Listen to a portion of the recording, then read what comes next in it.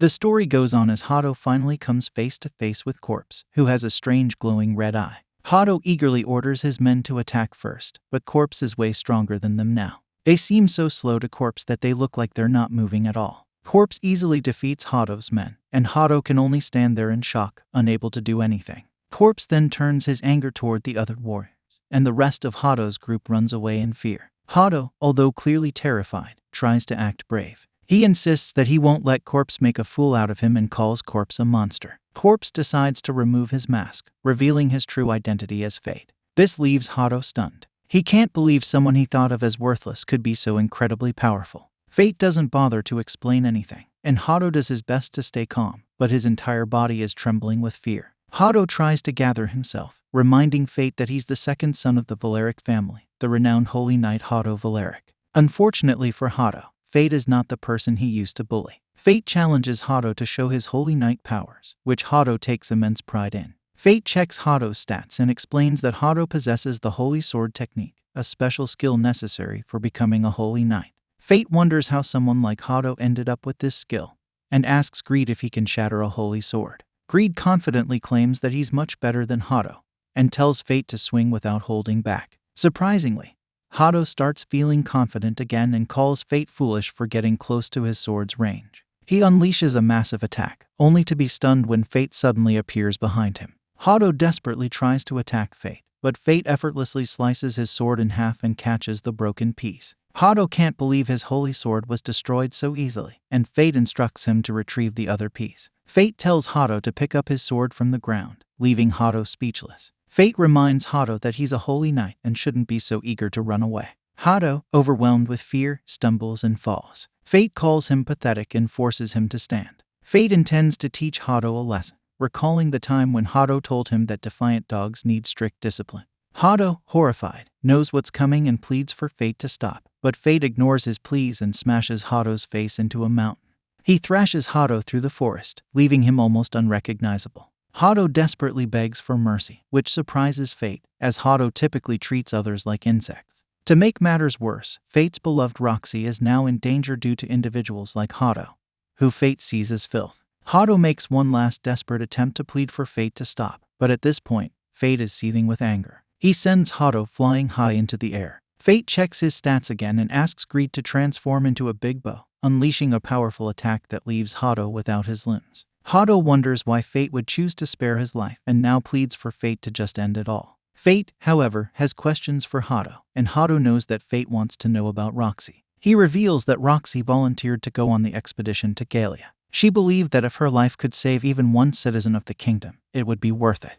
Hado thought it over and decided to beg for mercy, promising to get Roxy's expedition cancelled.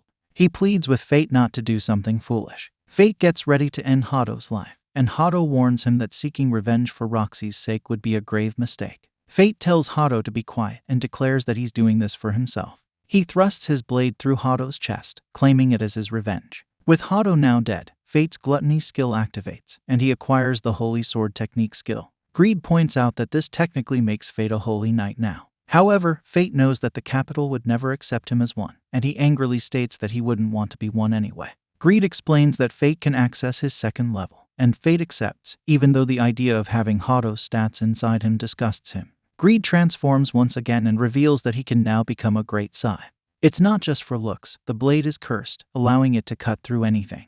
While this is impressive, Fate wishes the scythe could cut short Roxy's journey to Galia. The scene changes, and we see Roxy getting ready for her expedition. She puts the gem that Fate gave her around her neck. Fate can't do anything to stop her from leaving, and he can only watch along with everyone else. Roxy tries to comfort everyone, telling them not to be too sad and assuring them that 3 years will pass quickly. She then makes her way to Fate, where he wants to express his feelings to her. However, he stops himself, reminding himself that he's a monster and not good for her. Roxy believes they will see each other again and they bid their farewells. Afterwards, Haru gives Fate the recommendation letter that Roxy left for him. As long as Fate is employed at a lord's manor, the Valerics won't be able to harm him. Fate realizes that Roxy worried about him until the very end. However, he decides to reject the letter. Haru is shocked, so Fate explains that he's going to make his way as a warrior from now on. That night, Fate tells Greed that if he can't stop Lady Roxy from going to Galia, he will at least support her. Fate begins his journey to Galia, and we see a girl watching him, mentioning that things are shaping up nicely. Sometime later, Roxy gives a speech to all the troops joining the expedition. She declares that they all need to do their best to destroy the divine dragon that has awakened after a millennium of silence. After the speech, Roxy is pleased to see that a girl named Mia and a guy named Mugen will be joining as well. Maria points out that Mugen is just another reckless oddball looking for a chance to test his strength against the dragon. Mugen can't deny it, and Roxy calms Maria down, which excites Maria, who is a die-hard fan of Roxy. Mugen explains that he volunteered because of Roxy's father, as he used to work for him and just wants to avenge him. Roxy wonders if Mugen's family is against him going to Galia, but he explains that his daughter, named Rain, couldn't care less and just wanted him to bring back some Galia relics. The two start arguing again, and Roxy has a good laugh as she thinks that the trip might work out fun. The scene changes, and we discover that Mugen's daughter, Rain, is a researcher. She's in a lab filled with goblin body parts. She's told that some of these parts come from attacks by the lake called corpse. They point out that the arrow wounds on the goblin parts are far from normal. Rain investigates and finds that these wounds are from the magic arrows of the Black Sword, one of the weapons of mortal sin. These weapons are made of a material that can manipulate magic power at a high level. Not much is known about these weapons, but Rain is certain that if they can control magic power, they could expand the range of skills a wielder could use, making them extremely dangerous. She's eager to see one of these weapons. The scene changes again, and we find Fate arriving at Tetra, a hub for shipping, on his way to the royal capital, a city of merchants where the best goods from the south are gathered. Greed is surprised to hear that Fate has been there before. Fate explains that he passed through, but he remembers an incident where some kids threw stones at him while he was drawing water from a well. Fate is then informed that the carriage won't be leaving for Galia until the next day because monsters are very active at night. As he leaves, Greed makes another comment about Roxy, and Fate tells him to be quiet, accidentally directing his frustration at the carriage driver. Fate's stomach starts to growl, and he decides to go eat some meat. We see a guy asking a group of warriors for their help. The money he's offering isn't enough, so these warriors start bullying the poor guy. Just then, Fate arrives and easily scares them away. Fate greets his old friend, Set. We are then taken into Fate's past, revealing that he used to live in this village. His constant stomach growling would often get him into trouble, and he was frequently beaten up. He had a close relationship with his father, who was a skilled warrior. Fate used to make him medicine as he always got injured. However, Fate's father, Dean, eventually passed away. The other villagers acknowledged Dean's skill, called the spear technique, and the village chief kept him around. Unfortunately, Fate's skill was considered useless, and nobody was willing to take care of him. So, the village chief decided to cast him out of the village, calling him worthless garbage. In the present, Set kneels in front of Fate, asking for his help to save the village. Fate, unmoved by Set's tears, explains that Set is the son of the same village chief who had exiled him. Greed encourages Fate to assist, mainly because his gluttony skill needs to be satisfied, and the monsters attacking Set's village present an ideal opportunity. Fate agrees to help, reflecting on his lingering resentment toward the people. Despite his feelings, he still holds on to memories of his father from that place. They arrive at the village, but the village chief is disappointed to see that his son has brought back the weakling he had exiled. Set attempts to vouch for Fate's strength after witnessing him easily defeat the warriors, but the chief refuses to listen. He decides that they will have to find warriors the next day. The chief's lackeys point out that screams have been heard from a nearby forest, and the monsters are drawing near. Time is running out, so the chief decides to use Fate as a sacrifice to buy them some time. Fate has had enough of the chief's insults, but Set implores him to stay calm.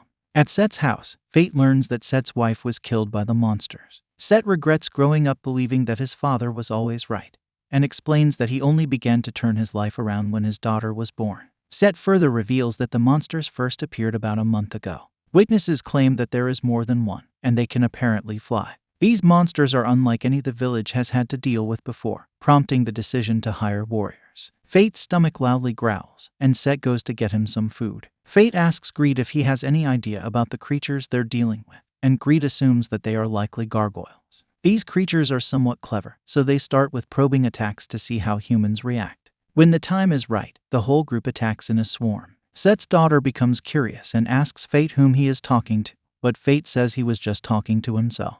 She then offers Fate a piece of candy to settle his stomach.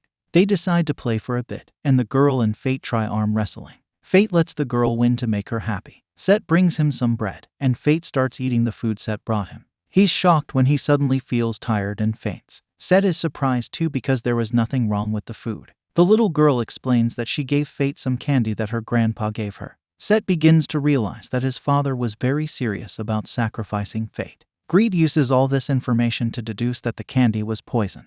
He tries to wake Fate up, but there's no time for that because he hears screams nearby and discovers that the monsters have reached the village. This brings an end to our episode. If you enjoyed it, then don't forget to like, share and subscribe our channel for more anime recaps.